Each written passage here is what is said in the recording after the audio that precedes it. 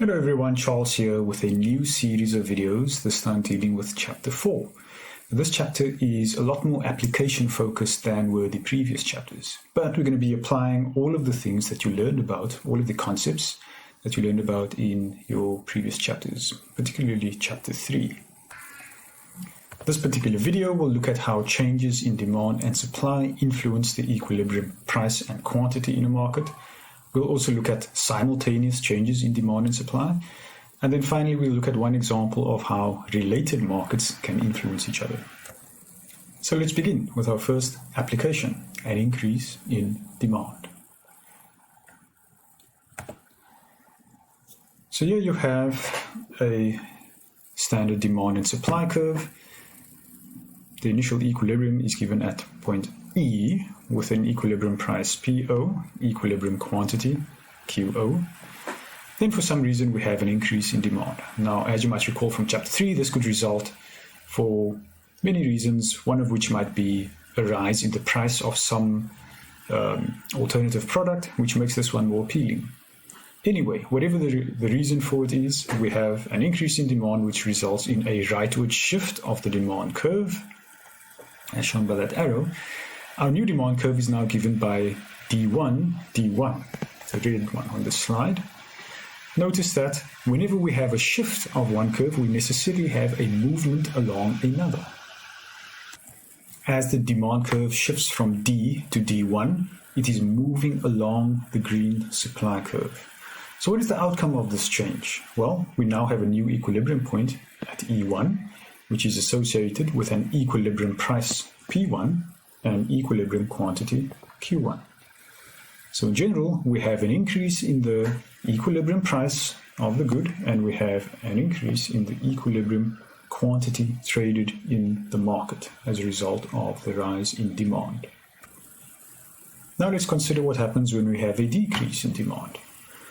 As you might intuitively expect, what we observe is a decrease in the price of the product, as well as a decrease in the equilibrium quantity traded. In other words, equilibrium moves from point E to point E2, which is associated with a lower price and a lower quantity traded in the market. What this means is that there's been a decline in how much buyers are willing to pay for this good or service, or how much they're willing to spend on this good or service for any given quantity. Sellers in the market notice this, and they respond by offering their goods or services at lower prices. And this is illustrated by the leftward movement down the supply curve. Now let's turn our attention to supply, and what you'll notice in the next couple of slides is that changes in supply affects price and quantity in different ways than was the case with changes in demand. The graph on this slide shows an increase in demand. So the initial equilibrium is given at point E with a price PO and quantity traded at QO. Now let's say there's an increase in supply for some reason. Perhaps there's a positive technological change that makes production cheaper. So firms are willing to supply more on the market at every given price. Graphically, what we observe is a rightward shift of the supply curve, or you can even say downward shift of the supply curve from S to S1. What happens to price and quantity? Well, the equilibrium price goes down from PO to P1. Equilibrium quantity increases from QO to Q1. So what's happening here? Why are firms willing to accept a lower price for the same good or service than was previously the case? Well, because of the change in technology, which enabled low production costs. Now, it's important to remember that we are always assuming perfect competition in these analyses. In other words, it's not the case that a few firms in the market can take advantage of this technology and simply keep prices at the current rates while benefiting from the cheaper production costs. No, we're assuming that we have many buyers and many sellers, all with the same advantages and opportunities. So if a new technology comes into existence, everyone can use this technology. So new firms are allowed to enter into the market. And this will bring about competition among firms. and that is why they will be willing to accept a lower price. Now, why is there an increase in the quantity that gets traded in the market? Well, consumers respond to the lower price by buying more of the good or service. This portion of the demand curve was not willing to pay price PO for this good or service. However, at price P1, all of these buyers will now be trading in the market. And that is why we observe a decrease in the price of the product as well as an increase in the quantity exchanged following a rightward shift of the supply curve. Okay, so what happens when we have a decrease in supply for some reason? Let's say that there's an increase in the cost of production for some reason. Let's take the example of a rise in wages. So, labor demands higher wages, and this raises the cost of production to firms.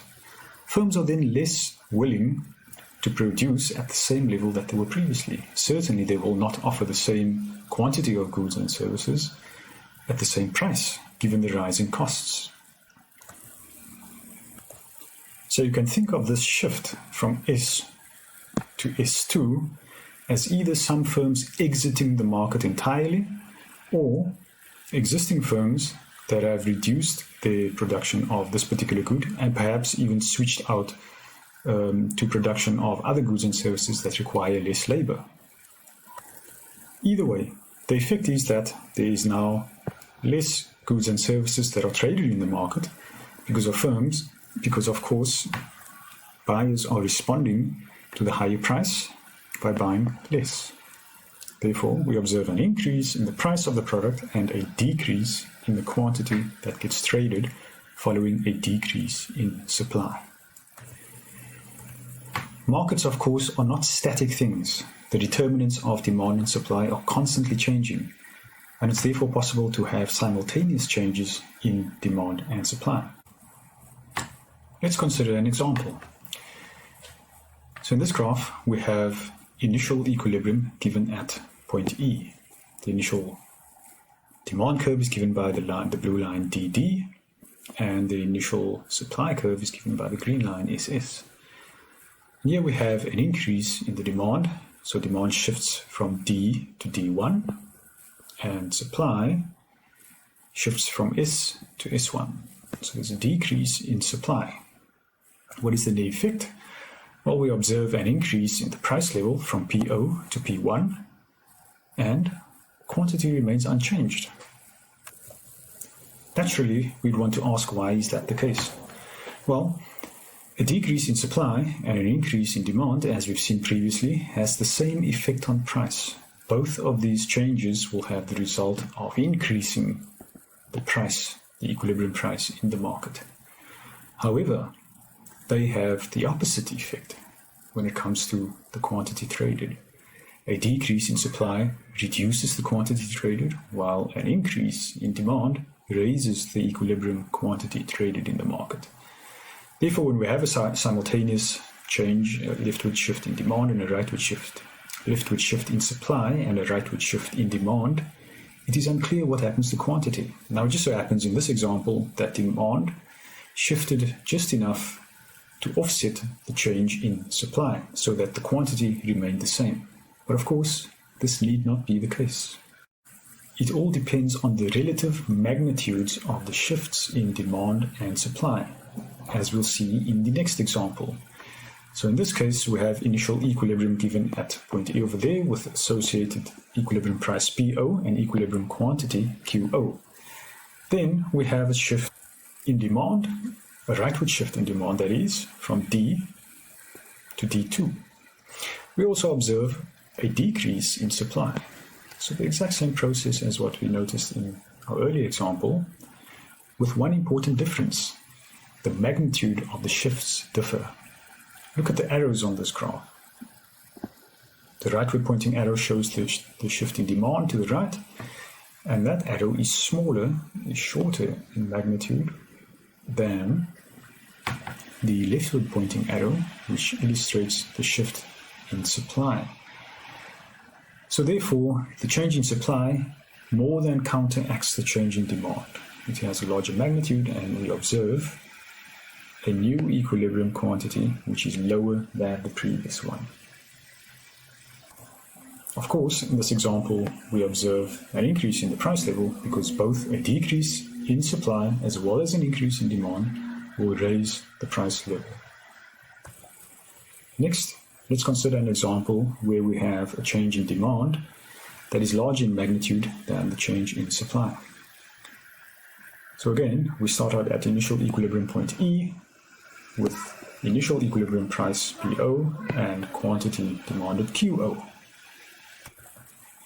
Demand shifts out from D to D3, while supply shifts to the left from S to S3. So again, an increase in demand, a decrease in supply. The new demand and supply curves intersect at point E3, which is associated with a higher price level P3, and, in this case, a higher quantity traded in the market. The reason here is because the change in demand was greater than the change in supply, which operates in the opposite direction. In the next couple of slides, we'll look at an example of the interaction between related markets, how changes in demand or supply in one market might influence changes in demand or supply in another market. Let's begin by looking at the markets for two substitutes, fish and meat, and we'll use the example given in the textbook to do so.